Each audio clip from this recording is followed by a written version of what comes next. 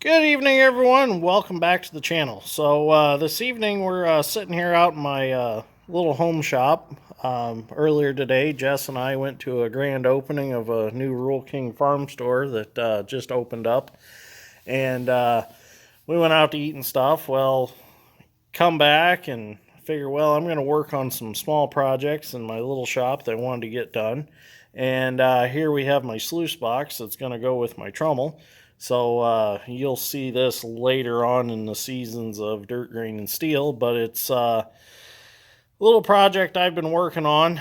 And I decided today while we were walking around Rural King, they had these trailer jacks on sale. And I'm like, you know what? I think I'm going to buy a couple of them, throw them on my sluice box so I can change the pitch on the sluice box so I can have a better chance of finding some gold. Well, the ideal slope on a sluice box is about 8 degrees. So this gives me the option to go plus or minus of that if I decide that I want to, if I do different riffle configurations or different miner's moss or stuff like that.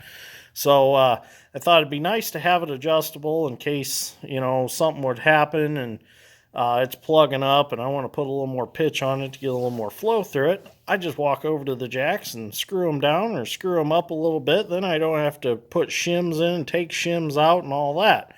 So this will make life a lot easier and make setup a lot easier. So what I'm going to do tonight is do a little bit of welding with the Rebel from ESOB, the EMP 215. I know I haven't done very many welding videos with this welder. I've done more with the Forney Easy Weld 140. So I figured let's do a few more Rebel videos. I love this welder. It's been a great welder. I like the Forney, but I love the Rebel. There's a price difference there. The Forney's under $500. The Rebel is over $1,000. So there's a little bit of a price difference there.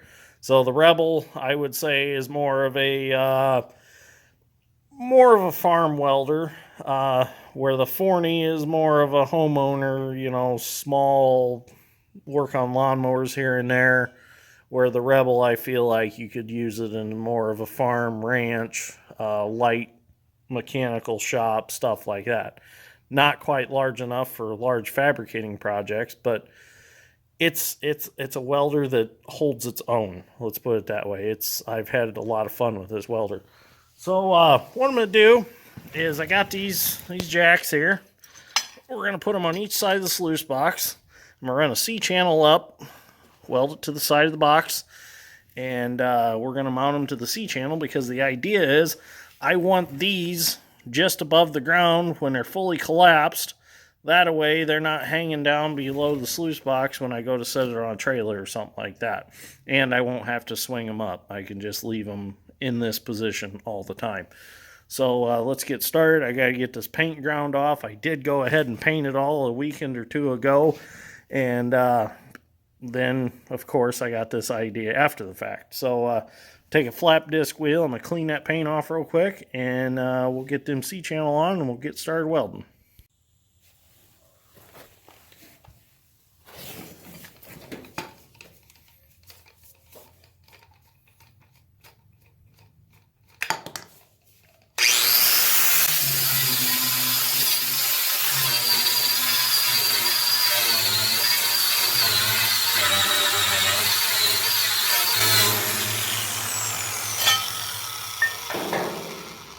Should be good.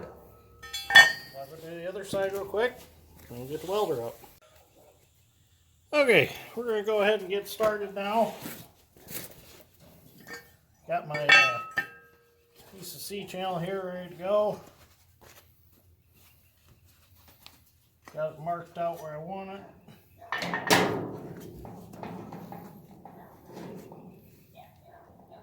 I'll hold it right there. Got the speed square to keep it square.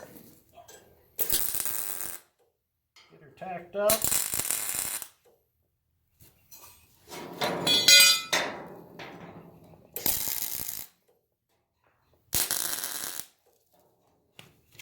Just gonna measure to be safe. Make sure it's where I want it.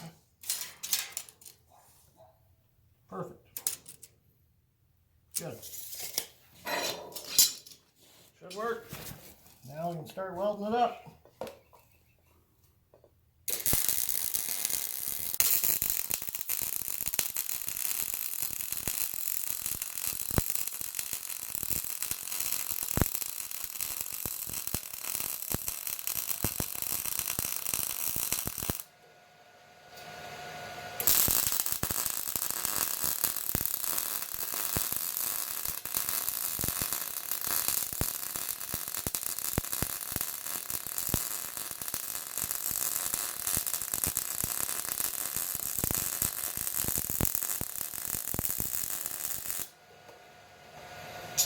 Okay, we're going to give it a little more heat.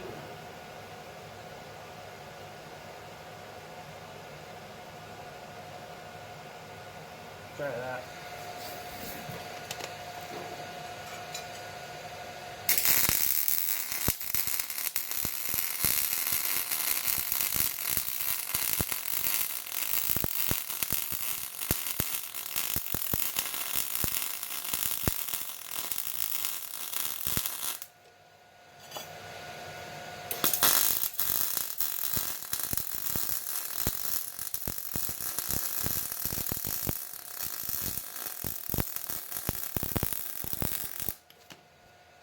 Much better.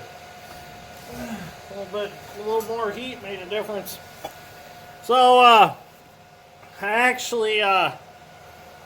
started this project, and then I realized my auto darkening helmet wasn't working. And it's one I had from high school. So, I got mad and I threw it. Went and got it, still couldn't get it to work. Changed batteries in it, still couldn't get it to work. So I run up to TSC real quick, and I got me a new Hobart hood. It's camouflage, and it's like a swamp pattern. Real Tree Max 5 swamp pattern. I like Real Tree better than I like Mossy Oak. But anyways, on the way home, I got to thinking about it. I'm like, good job, Einstein. When you're out in the swamp welding on a piece of equipment or something and you get it aggravated and you throw your hood, you're going to have a hell of a time finding it. So, wasn't a bright idea, but I really don't get mad and throw stuff. I was just kind of upset because I keep that helmet at home to use here in this home shop, and I took my good one to work at the big shop, and that one used to be a good helmet. I don't know what happened to it. Changed batteries and it still can't get it to work. Okay, we're going to get our jack put on here. We're just going to hang it right here on top. We want to make sure that make sure it's square, looks good. I like it. And I still have the ability to pull the pin out and flip it up because the one hole's not covered by anything. We're going to tack it right there.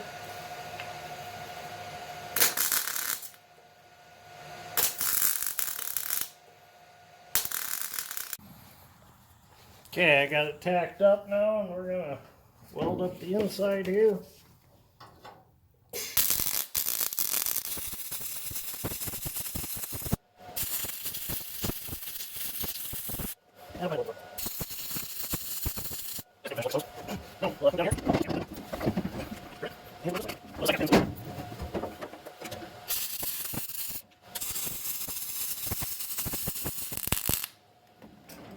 That'll work. Wait. Now we'll go get the other side done, and I'm going to brace across the top between them, and then we'll be done. So that they're not pushing towards it. It'll push against that one, push back. The sluice box is not really that heavy, so it don't take much to hold it up. So it won't take much to brace these. So we'll get the other side laid out and welded up, and we'll be done with this project.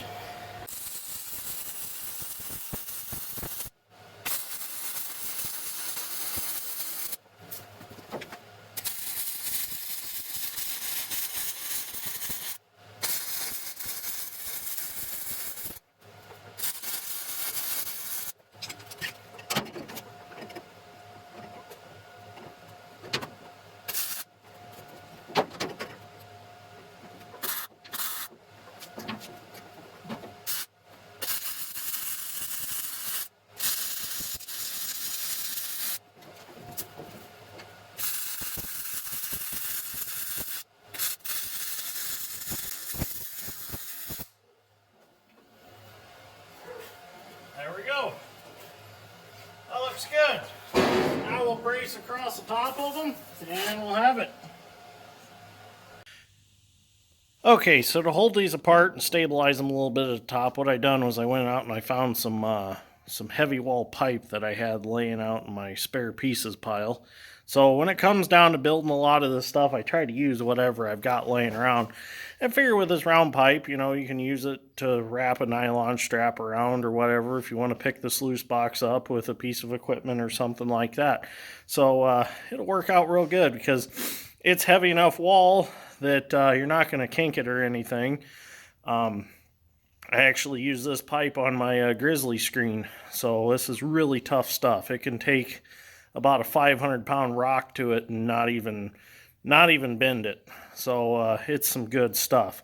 So I'm going to get this welded up real quick, and then I think the project will be done. We'll squirt some paint on it and send her out the door, and the sluice box is complete. Now this is probably the largest sluice box ever built in the state of Indiana. So we're going to see if we can find some gold. So we'll see what happens. So you won't see this until later on this year at an undisclosed location that we're going to try to see if we can find a little bit of gold. So we'll see what happens. But we'll get this welded up. We'll get her finished up.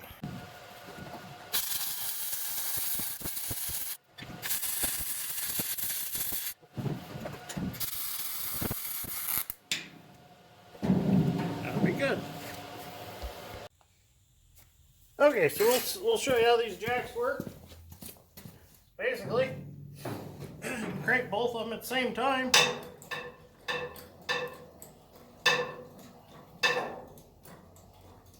And away we go.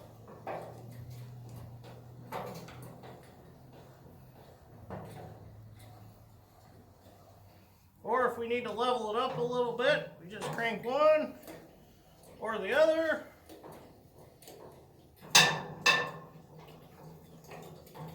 Or if we want to go down, we go down. So if you like this episode of Dirt Grain Steel, give me a like. I greatly appreciate it. And I will see you all in the next one. Thank you for watching.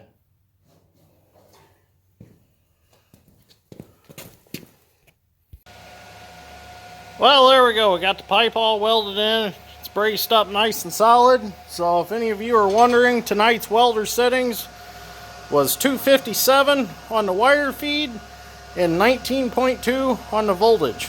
That's what we welded that on. And it burned in very nicely. Gave me some nice welds. Right there, you can see, gave me a real nice weld. There's a little paint on there, but turned out real nice. So I'm going to set the camera up and I'm going to show you how this works.